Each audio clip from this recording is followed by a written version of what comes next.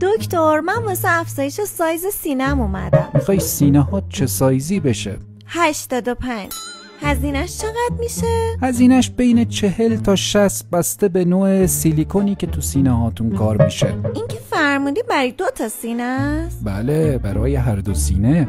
خب من واسه یه سینم میخوام.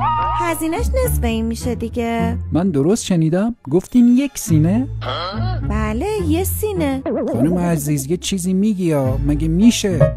یعنی اصلا این کار صحیح نی. چرا صحیح نی؟ چون خیلی دفرمه و ناجور میشه.